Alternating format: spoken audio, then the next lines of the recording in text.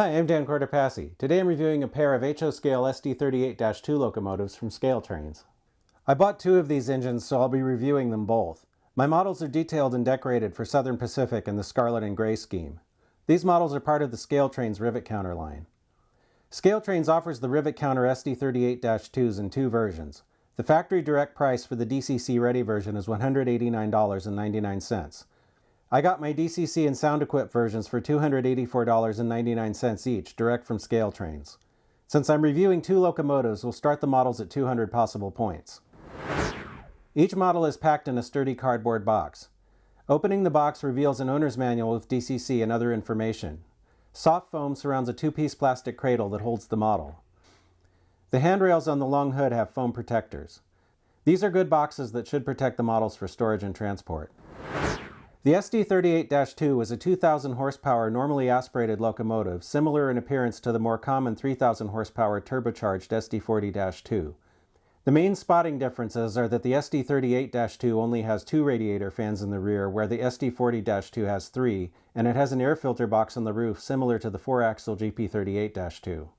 While the GP38-2s and SD40-2s were popular with railroads and produced in large numbers, fewer than 100 SD38-2s were built. Southern Pacific's SD38-2s were built in 1973.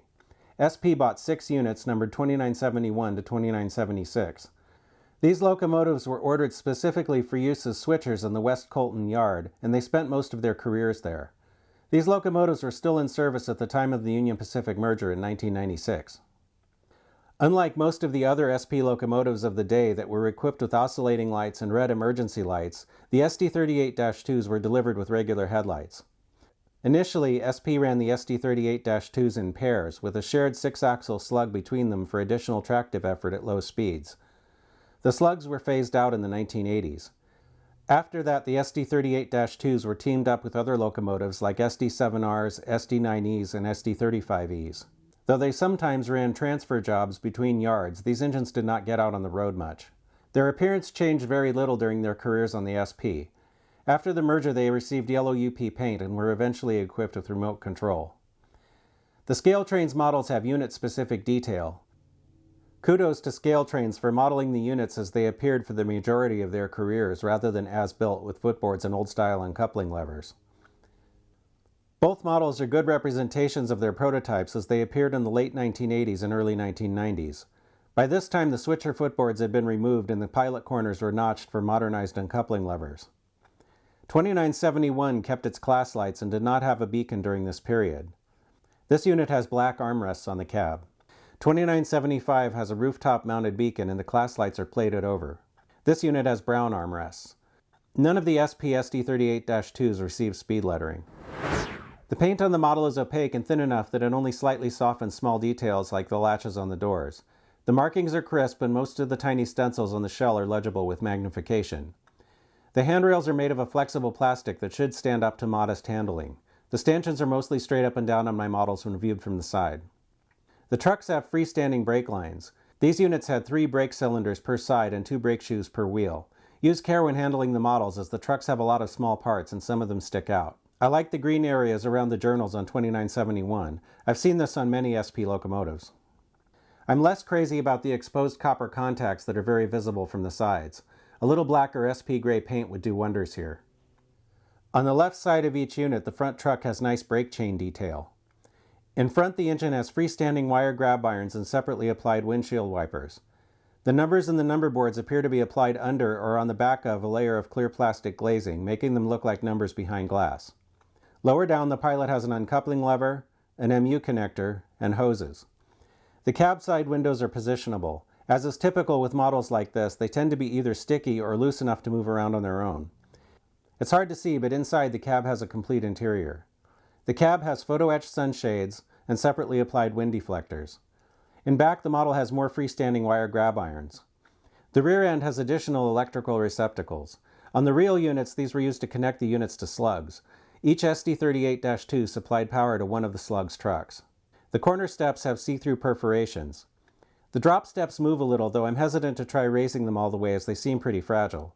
On top, the cab has a horn casting, SP-style rooftop bell, vent, and a whip antenna base. 2975 also has a beacon. The air filter box has its access door on the left side, just like the prototype. Note that the orientation of the dynamic brake blister is reversed from usual EMD practice on these units. The dynamic brake and radiator fans have see-through grills and separate blade detail.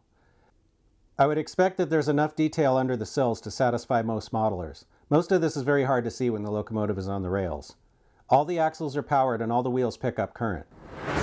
The model has ScaleTrains knuckle couplers on both ends.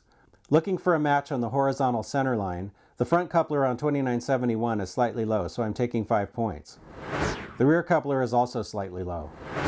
The front coupler on 2975 is low. The rear coupler is also low. All the wheels on both units are in gauge according to the NMRA standards gauge. Neither unit has issues with body wobble.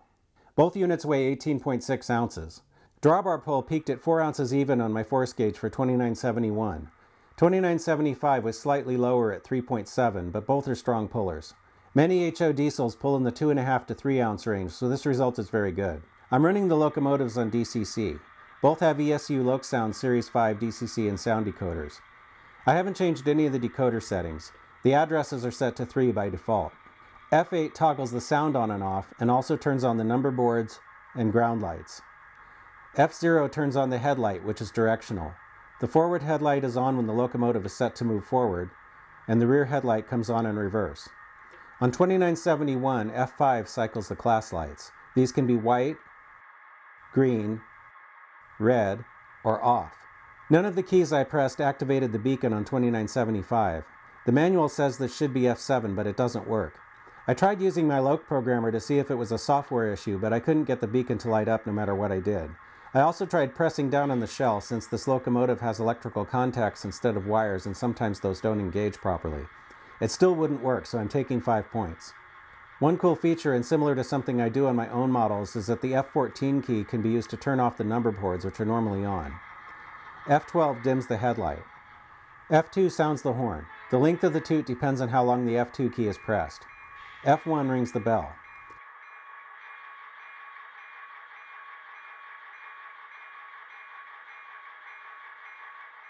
The model has an ESU power pack that will keep it running for a few seconds if it loses track power.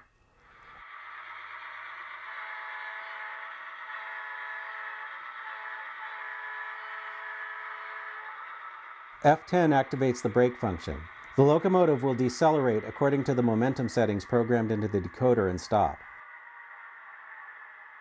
Pressing F10 again releases the brake and the locomotive will start moving. F4 puts the engine in dynamic brake mode.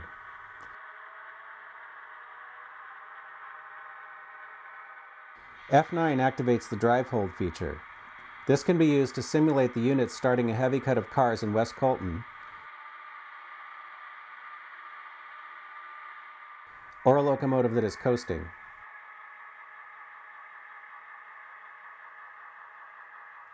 The locomotives run very smoothly.